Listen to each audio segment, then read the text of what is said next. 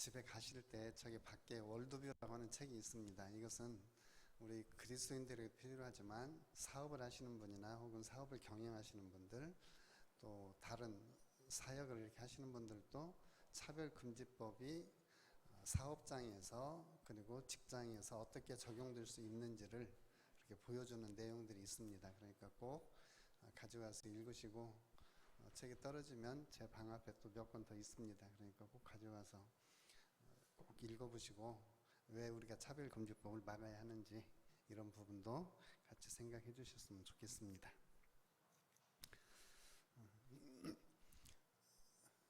울고 싶은 때가 있습니다. 눈물이 안 나올 때도 있습니다.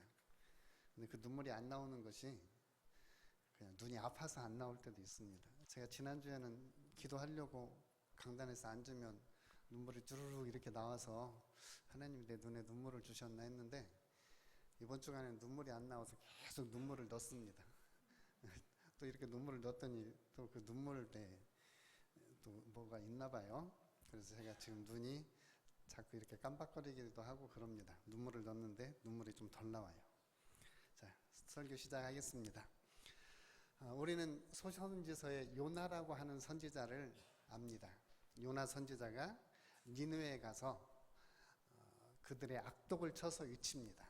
그러면서 니느웨는 40일이면 망한다 이렇게 외쳤을 때 거기에 있는 왕들도 그리고 백성들도 심지어는 짐승들까지도 다 회개해서 니느웨가 구원을 받았습니다. 그런데 그 회개의 메시지가 그렇게 오래 가지가 않은 것 같습니다. 요나가 회개의 메시지를 선포한 한 100년 후 혹은 150년 후에 아수르는 다시 가지고 있던 죄악과 방탕으로 빠져듭니다. 하나님께서 이 아수르 민족들을 회개시키기 위해서 다른 선지자들을 보내지 않았습니다. 그들은 하나님이 생각하기에 그리고 반인륜적인 범죄에 빠져 있었습니다. 그래서 그들에 대해서 오늘 나홈 선지자는 심판을 외치는 것입니다. 하나님의 인내의 때가 끝날 때 비로소 하나님은 심판을 선언을 하십니다. 하나님의 인내의 때가 끝날 때 니느웨는 당연히 멸망받아야만 될 그 죄악 가운데 빠져 있습니다. 하나님의 권능, 하나님의 거룩함, 이것이 니느웨에서 더 이상 보이지가 않는 것입니다. 니느웨의 잔혹함은 역사 속에 많은 문서들에서 보여주고 있습니다. 그들은 자연을 파괴시켰고 생명들을 존귀하게 여기지 않았습니다. 특히 사람의 생명조차도 귀하게 여기질 않았습니다. 그런 니느웨에 대해서 하나님은 인내의 때가 끝났고 이제 그들에 대해서 심판을 선언하는 것입니다.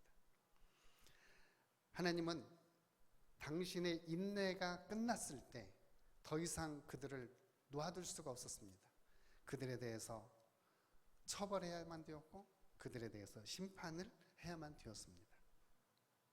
이 나홈이 니느웨에 대해서 심판을 선언한 때 아마 이때는 연대적으로는 612년에서부터 663년 거꾸로 했습니다. 663년에서 612년 사이 주전 그 시기라고 생각을 합니다. 왜냐하면 니느웨에 의해서 상이집트라고 하는 상애굽이라고 하는 태베가 멸망된 그 시점인데 그 시점에서부터 이 니느웨가 멸망하기 전 그 사이니까요. 그래서 약 663년에서 612년 사이 그 시대에 이 니느웨의 멸망에 대해서 오늘 나홈 선지자가 예언을 했던 것입니다. 우리 오바댜 선지자도 에돔에 대해서 멸망을 선언한 것처럼 오늘 이 나홈 선지자는 북이스라엘을 멸망시켰고 남유다를 풍전등화의 위기 가운데 몰아넣었던 그 아수르에 대해서 심판을 선언을 하고 있습니다. 그래서 또 어떤 사람들은 하나님은 모든 민족을 다 사랑하시는데 이렇게 유대인이 아닌 이스라엘 족속이 아닌 다른 족속에 대해서 심판을 선언하는 것은 하나님이 좀 너무나 야박스럽지 않냐.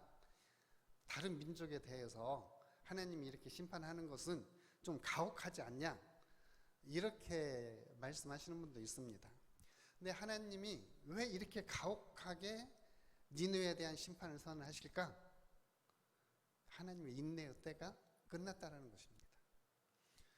저희도 오늘 우리나라 상황을 보면은 왜 이렇게 세계적으로 이런 전염병이 많이 일어나고, 왜 이렇게 우리 동네는 피해가 좀 적어서 다행이긴 하지만 이 나라에 왜 이렇게 자연재해가 세계적으로 많이 일어나는가?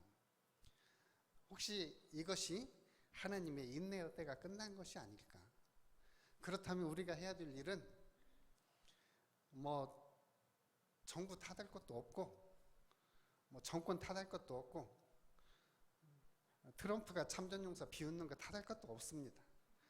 우리가 할 수 있는 것은 하나님 앞에 우리의 죄를 자복하고 회개하고, 우리가 집에 있었던 마다들처럼 돌아온 동생 용납할 수가 없었던 우리의 모습 그냥 회개하고 하나님의 용서를 바라는 것뿐이다.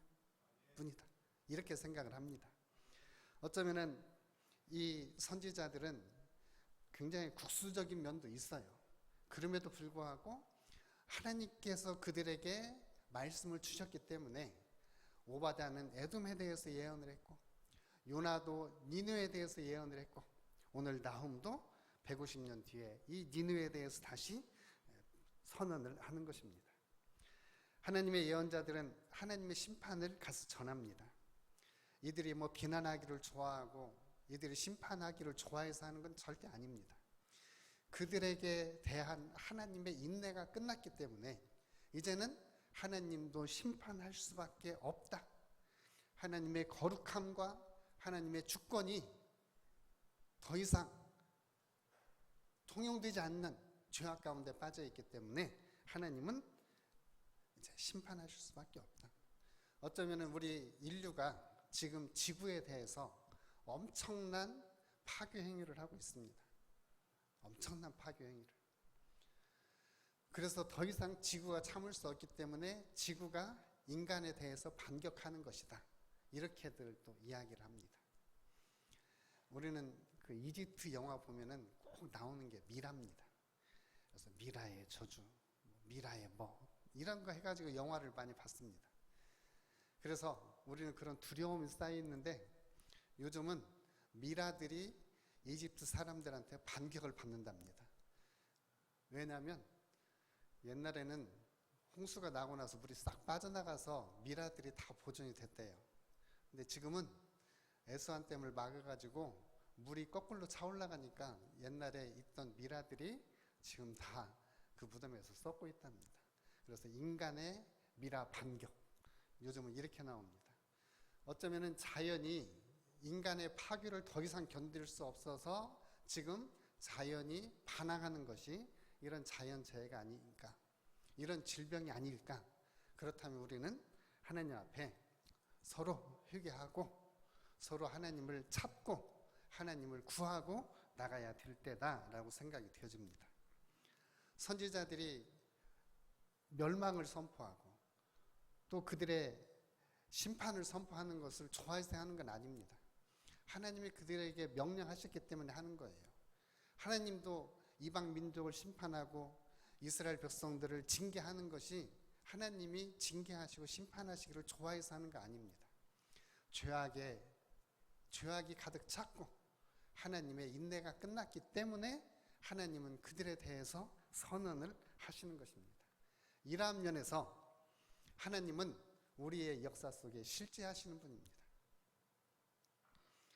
하나님은 세상 속에 자기 존재를 드러내시는 분이세요. 나훔 선지자도 이방인 아수르에 대해서, 니느웨에 대해서 하나님을 드러내신 분이세요. 하나님은 선하신 분이시고 하나님은 하나님의 백성들 또한 사람들에게 긍휼을 가지신 분이십니다. 그분은 실제적으로 존재하시는 분인데 사람들은 하나님이 안 보이는 것처럼 활동을 해요. 그리고 그 하나님을 무시를 합니다. 그래서 하나님이 때때로는 안 계시는 것 같고 하나님은 인간에 대해서 이신론적인 생각을 가져요. 하나님이 창조 주신 것을 믿지만 창조한 세계는 자연의 법칙을 줘서 그냥 자연적으로 돌아가게 하셨다.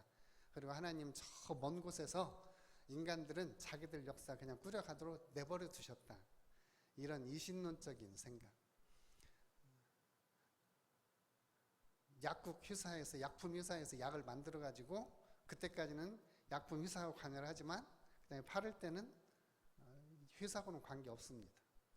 그러듯이 만드신 분은 하나님이시지만 세상 돌아가는 것은 그냥 사람들에 의해서 돌아간다 라고 하는 생각을 사람들이 가지고 있어요. 이걸 이신론이라고 그러는데, 그래서 하나님은 인간사에 개입하지 않으신다.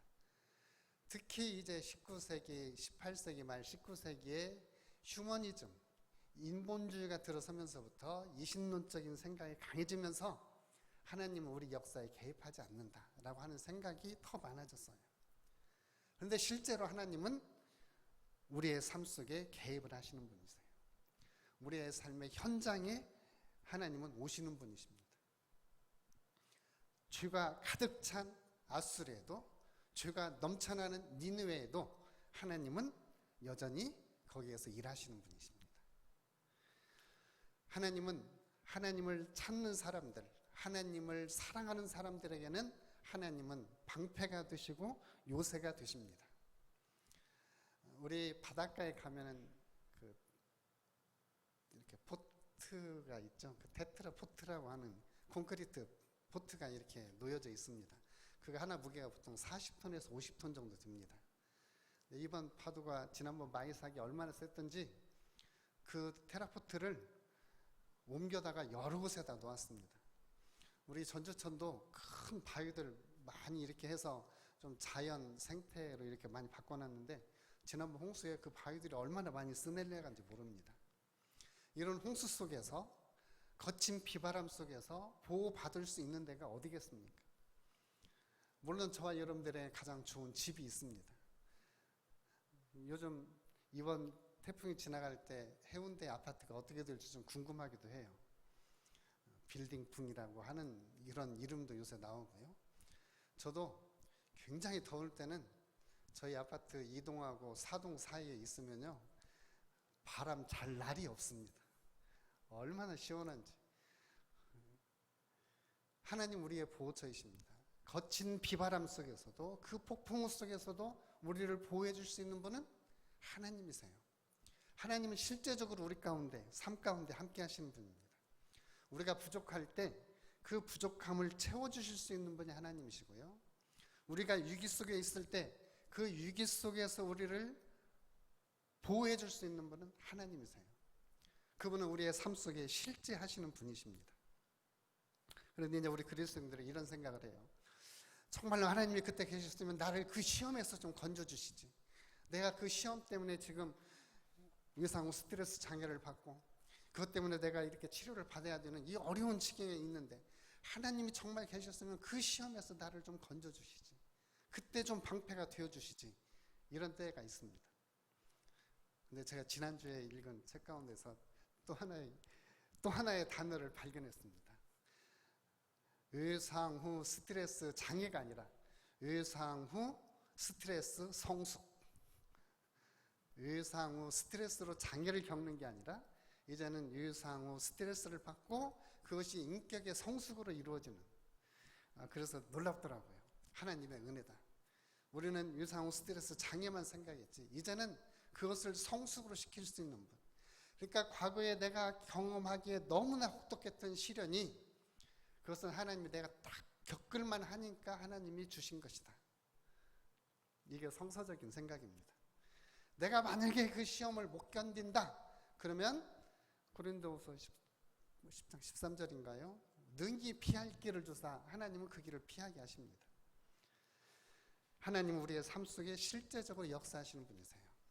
만약에 하나님의 인내의 때가 끝나서 하나님 우리의 삶 속에 더 이상 개입하지 않으시면 우리에게 어떤 일이 일어날까? 교계 원로께서 대법원 판사에게 이런 질문을 했답니다. 판사님은 오랫동안 법을 다루셨고 수없이 많은 사람들에게 자비로운 판결을 내려서 정말 덕망 있는 판사로 이제 정년을 앞두고 계십니다. 그런데 당신이 그 수많은 죄인들을 보면서 왜 그 사람들이 그렇게 죄를 지었다라고 생각을 하십니까? 그러니까 그 판사가 한참 동안 생각을 하더니 그 목사님한테 이렇게 말씀을 하셨대요. 사람들이 하나님을 경외함을 잃어버렸기 때문입니다. 결론적으로 사람들이 죄를 짓는 것은 하나님에 대한 경외심, 하나님에 대한 두려움을 잃어버렸다라는 거예요. 우리가 하나님에 대한 두려움을 잃어버리면 인간은 당연하게 죄를 짓고 죄에 빠져서 하나님의 심판을 당할 수밖에 없습니다. 하나님을 사랑함을 잃어버리면 우리는 정신적인 우울을 겪습니다. 하나님에 대한 두려움을 잃어버리면 죄를 짓지만 하나님에 대한 사랑을 잃어버리면 우리는 정신적인 우울함을 얻습니다. 그래서 오늘 저와 여러분들은 실제 우리의 삶 속에 개입하시고 우리와 함께 하시는 하나님에 대한 경외감과 하나님에 대한 사랑, 이 두 가지를 함께 가지고 가시기를 주님의 이름으로 축복합니다. 그래서 내 삶이 곤고해서 정말 하나님이 내 방패가 되어주셔야 할 때, 그리고 그 하나님의 사랑이 너무나 감격스러워서 그 하나님에 대한 사랑을 고백해야 될 때, 우리는 하나님의 말씀으로 돌아가서 시인들처럼, 시편에 있는 기자들처럼 다시 하나님을 바라보는 게 필요합니다. 여러분들 잘 아시는 시편입니다. 121편 1절에서부터 8절. 내가 산을 향하여 눈을 들리라. 나의 도움이 어디서 올까? 나의 도움은 천지를 지으신 여호와께서로다.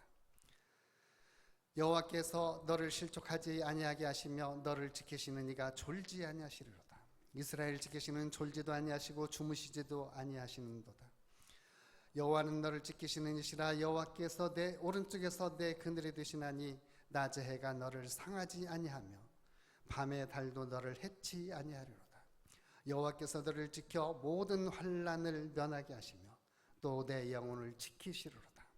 여호와께서 너의 출입을 지금부터 영원까지 지키시리로다.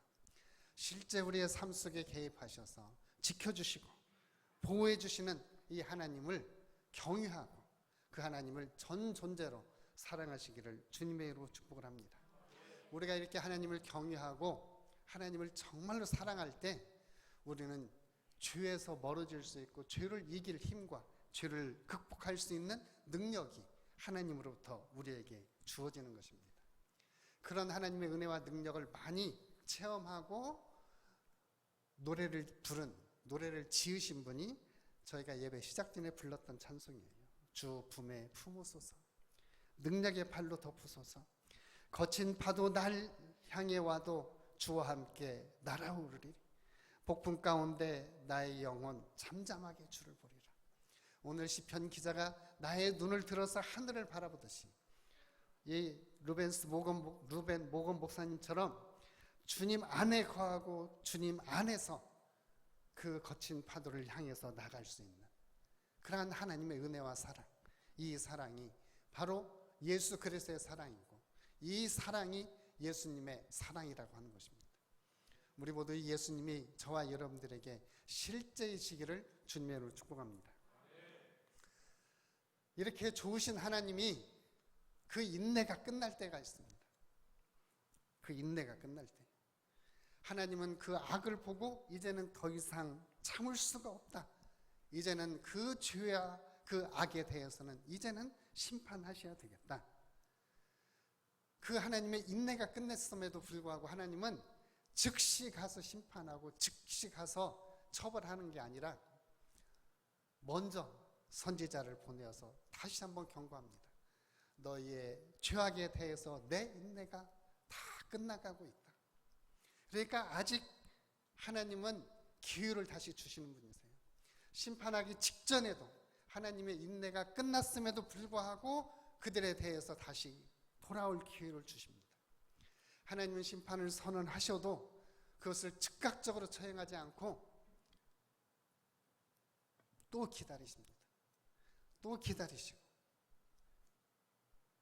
그런데 이 하나님의 인내의 때가 끝날 때 하나님이 이제 더 이상 기다리지 않는 때 그때가 바로 하나님의 인내의 때가 끝날 때라는 겁니다. 그것을 사도 바울은 로마서에서 이렇게 말합니다. 혹 내가 하나님의 인자하심이 너를 인도하여 회개하게 하심을 알지 못하여 그 인자하심과 용납하심이 그리고 길이 참으심이 풍성함을 멸시하겠느냐. 다만 내 고집과 회개하지 아니한 마음을 따라 진노의 날 곧 하나님의 의로운 심판이 나타나시는 그날에 임할 진노를 내게 쌓는도다. 사람들은 계속 진노를 쌓아가지만 하나님은 계속해서 그 진노를 유예하고 계십니다. 그러나 그 하나님의 인내의 때가 끝날 때, 아니면 하나님의 자비하심이 조금이라도 부족할 때, 그때는 어떻게 될까?